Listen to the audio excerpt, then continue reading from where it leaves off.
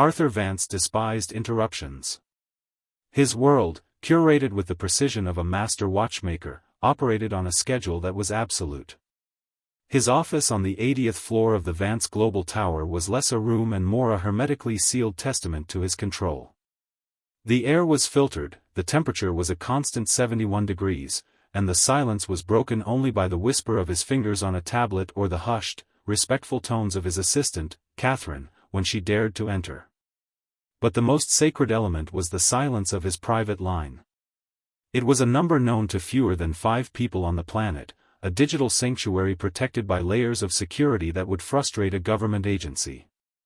It never rang. It was a tool for him to use, not for others to intrude upon. So when the soft, insistent chime emanated from the polished obsidian slab on his desk, Arthur's entire body went rigid. It was a violation.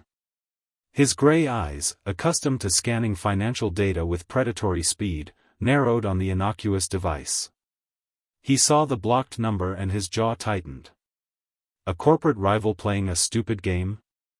A hacker who had managed the impossible? He let it chime 3 more times, a small test of will.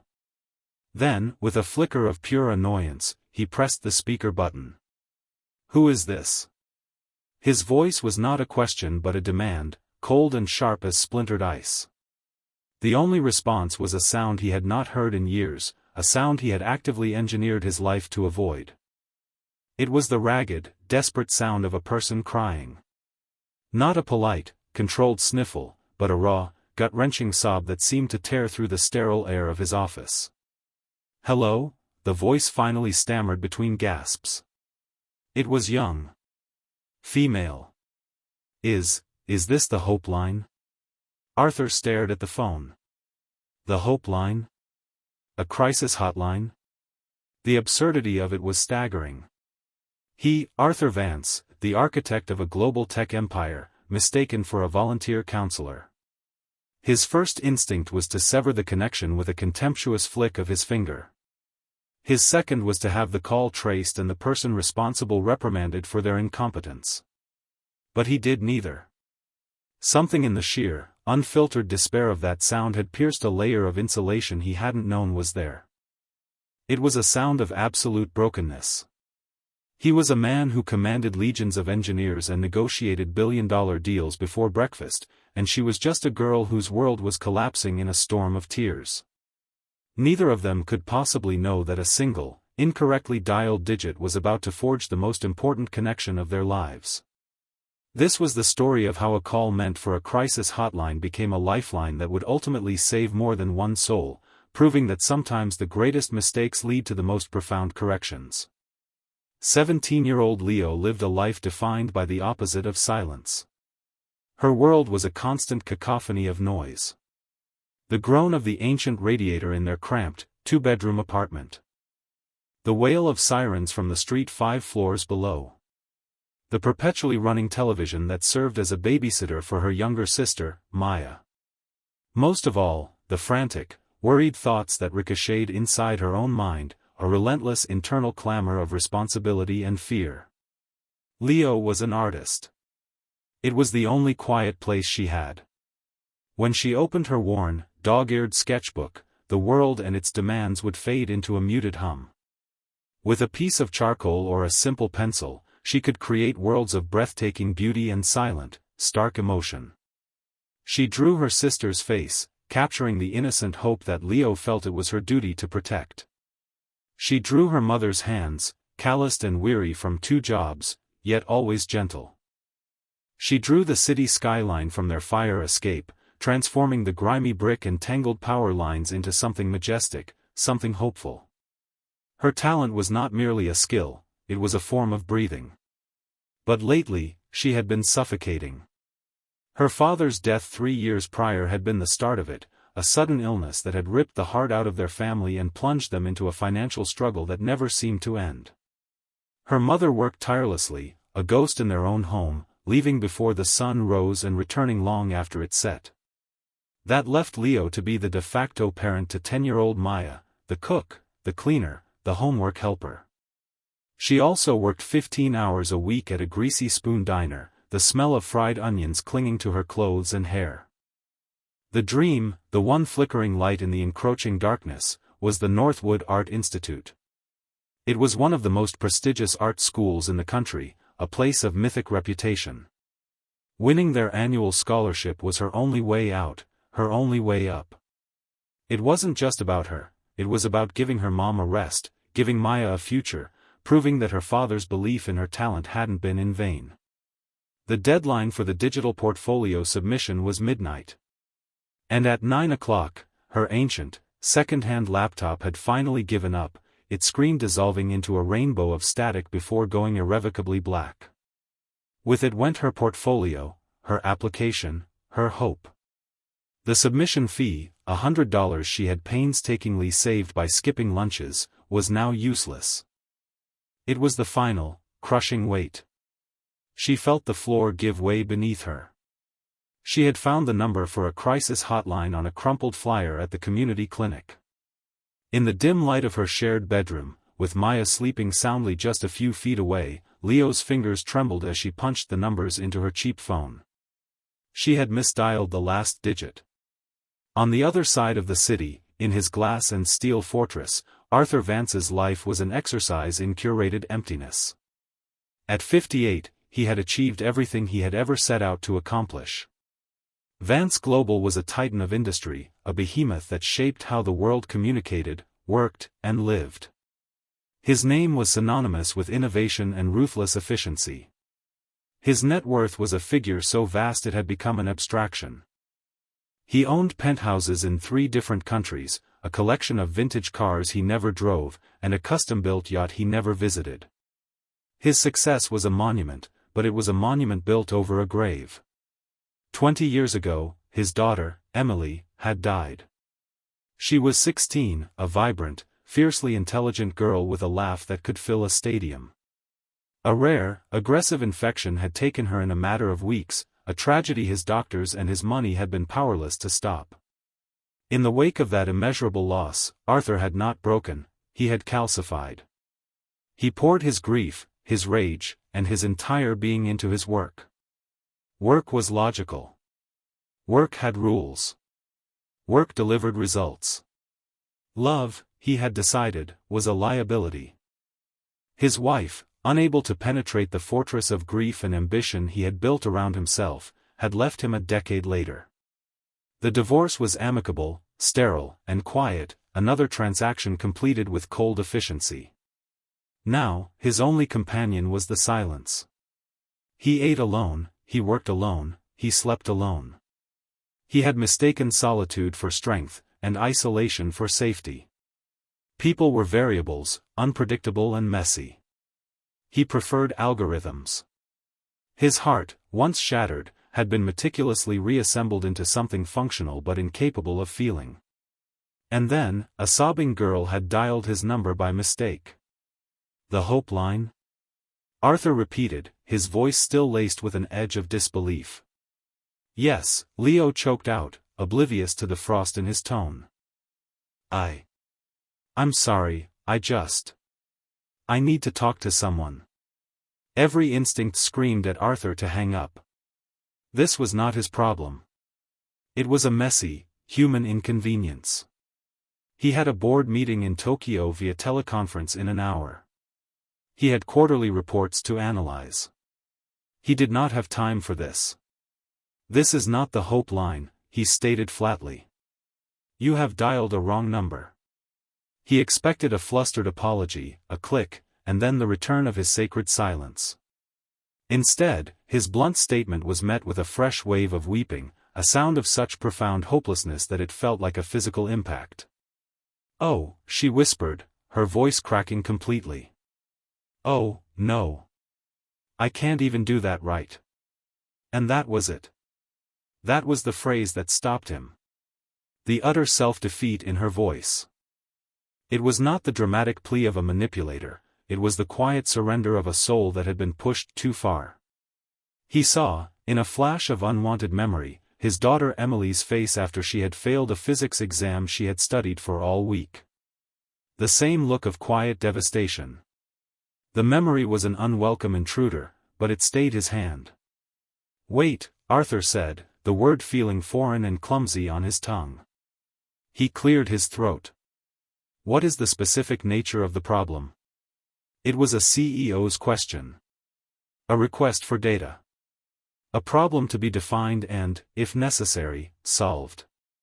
He was shifting the interaction onto familiar ground. Leo, mistaking his brusque tone for a counselor's directness, didn't hesitate. The dam broke, and the story of her life poured out in a torrent of anguish and exhaustion. She spoke of her mother's 2 jobs, of making sure Maya always had her homework done and her lunch packed. She spoke of the diner, of the constant smell of grease and the ache in her feet. She spoke of her father, of his pride in her drawings, of the sketchbook he had given her for her birthday just before he got sick. And then she spoke of the art, of the Northwood Scholarship. It was my only chance, she cried, her voice thick with unshed tears.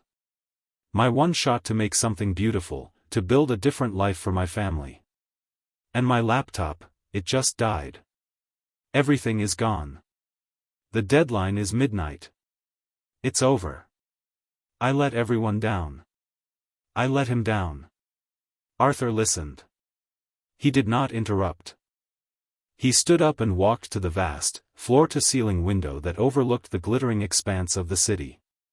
Down there, in one of those millions of lights, was this girl. A complete stranger. He should not care. But her words were painting a picture more vivid than any financial chart. He could see the calloused hands, the worn sketchbook, the broken computer screen. "You are an artist?" he asked, his voice softer now, less demanding. "I try to be," she whispered. Something clicked in his mind. The Northwood Art Institute. His company's philanthropic foundation was a major donor.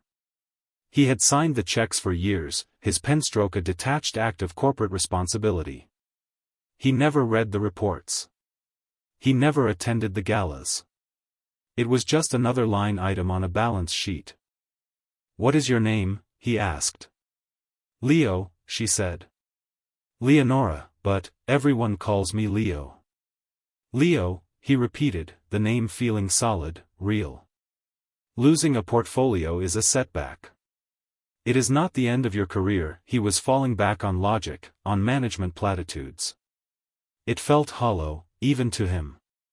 "You don't understand," she said, a flicker of frustration in her voice. "It wasn't just a portfolio. It was proof. Proof that I could be more than this. More than just tired." He did understand. Not the specifics, but the sentiment. His entire empire was proof. Proof that he could survive his grief, that he could build something so large it would cast a shadow over the emptiness in his life. He was just as desperate for proof as she was. "Tell me about your art," he said, surprising himself. And so she did. For the next 20 minutes, Leo forgot she was talking to a stranger on a crisis line. She described her work, the way she used light and shadow to capture emotion, her fascination with the human face, the stories etched in the lines around a person's eyes. She spoke with a passion that was incandescent, a fire that burned through her despair. Arthur stood motionless by the window, the city lights blurring below him. He was not hearing about art. He was hearing the voice of pure, undiluted talent. The voice of purpose. It was a language he had long since forgotten. It was the language his daughter used to speak when she talked about becoming an astrophysicist. "I have to go," she said abruptly, her voice heavy with resignation again. "Thank you for listening. I'm sorry for bothering you." "You did not bother me," Arthur said, and the honesty of the statement shocked him. "Leo. Do not give up." "There's nothing left to give up on," she replied, her voice flat. "Midnight is in an hour." Then she hung up. The silence that flooded back into the office was different now. It was no longer peaceful, it was accusatory. It was empty. Arthur stood by the window for a full 5 minutes, the ghost of a teenage girl's voice echoing in the vast, sterile space. He could dismiss it. He could return to his reports, to the Tokyo conference call. He could let this strange, random intersection of lives simply fade away. It would be the logical, efficient thing to do. He walked back to his desk. He buzzed his assistant. "Catherine," he said, his voice a low command. "Yes, Mr. Vance," her voice came through, crisp and immediate. "I need you to do something for me. It is of the utmost priority. Cancel my Tokyo call. I don't care what excuse you use." There was a fractional pause. Catherine had worked for him for 15 years and he had never, not once, cancelled a board meeting. "Of course, sir," she said, her voice betraying nothing. "I need you to find a girl named Leonora. She goes by Leo. She is 17 and lives in this city. She is an artist who was applying for the Northwood Art Institute scholarship. Find her. I need an address. And get me everything you can on her family, her school, her situation. I want it in 10 minutes. Yes, Mr. Vance." "And Catherine," he added, his gaze drifting back to the city lights. "Get me Dean Albright from the Northwood Institute on the line. Now." For the first time in 2 decades, Arthur Vance was going to intervene. Not as a CEO, but as a man who had just been reminded that some things were more valuable than a rising stock price. Leo sat on her bed in the dark, the phone limp in her hand. The conversation had been strange. The man's voice was not what she expected. It was deep, commanding, and not particularly warm, yet he had listened. He had asked about her art. For a few brief moments, talking to him, she had felt seen. But the feeling was gone now, replaced by the cold, hard reality of the ticking clock on her wall.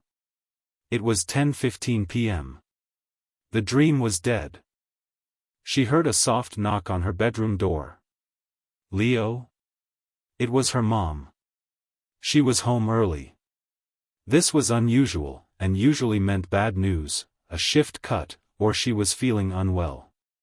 "Come in, Mom."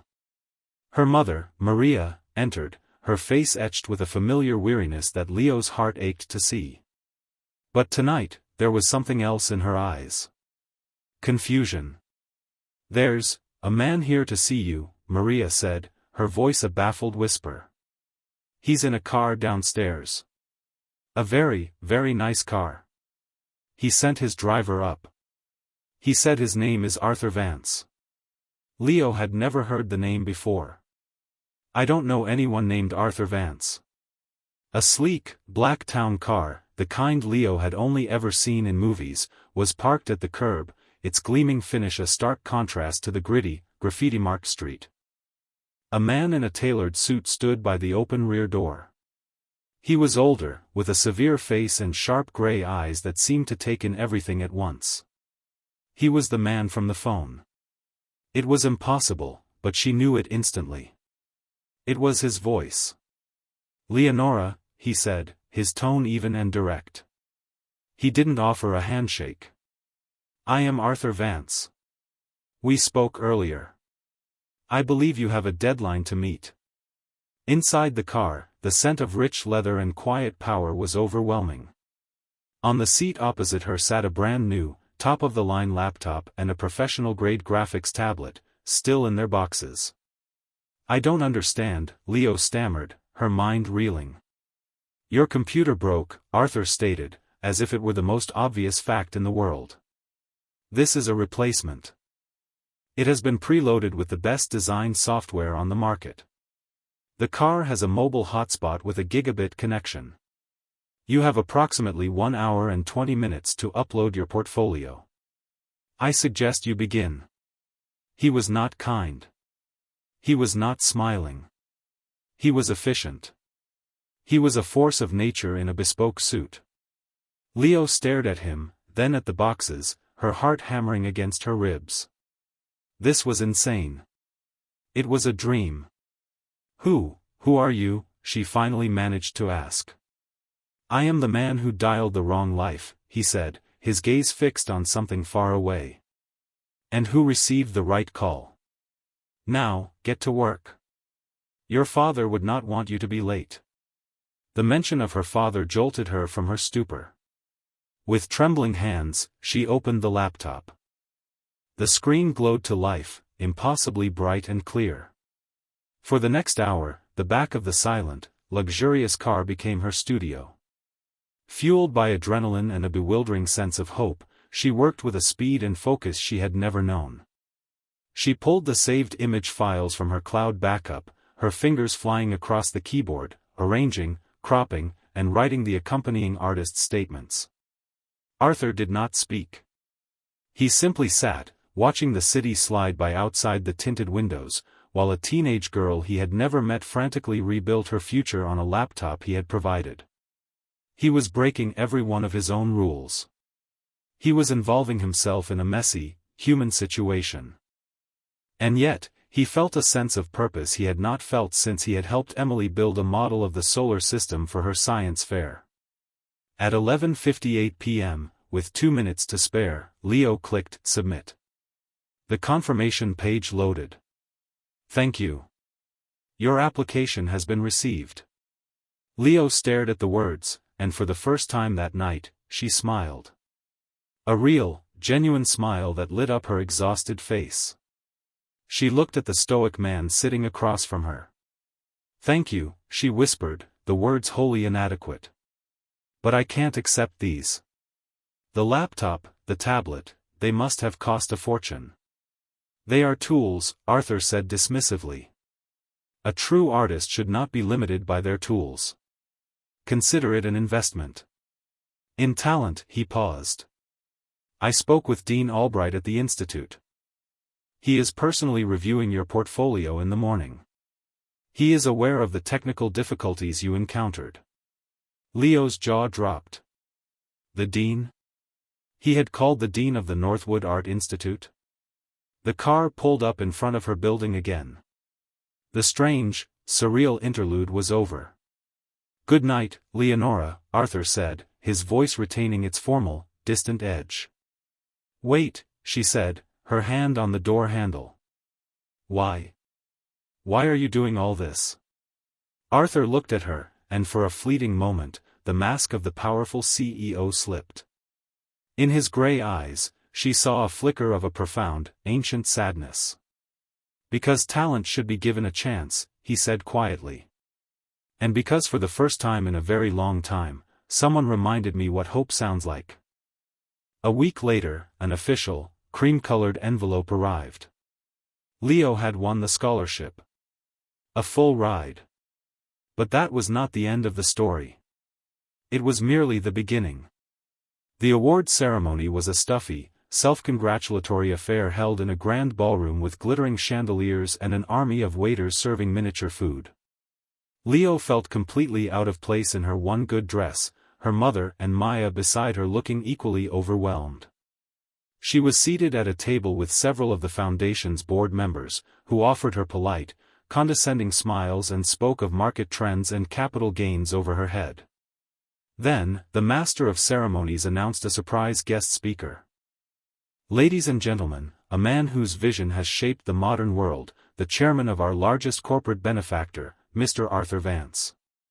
A stunned silence fell over the room as Arthur walked to the podium. According to the program, a junior vice president was supposed to give the speech. Arthur Vance did not attend events like this. He did not give speeches. He adjusted the microphone, his stern gaze sweeping over the audience of wealthy patrons and academics. Good evening, he began, his voice commanding the attention of every person in the room. For 20 years, my company has written a check to this institution. It has been a transaction. An act of detached, corporate philanthropy. I signed the checks, and I never gave it a second thought. I was wrong. He paused, letting the words hang in the air. The board members shifted uncomfortably in their seats. We sit in this magnificent hall and we congratulate ourselves on our generosity, he continued, his voice resonating with a new, raw power. We celebrate art. But we do not truly understand what it costs. Not the price of tuition, but the cost in spirit, in sacrifice. We are insulated from the realities of the very people we claim to support. He then told a story. He did not use Leo's name. He spoke of a young, brilliant artist in the city, one whose talent burned so brightly it could light up the world, but who was nearly extinguished by a broken computer and a $100 fee. We have been investing in an institution, he said, his eyes finding Leo's in the crowd. But we have been failing the artists. We have been building a beautiful house but leaving the most promising residents out in the cold. That ends tonight.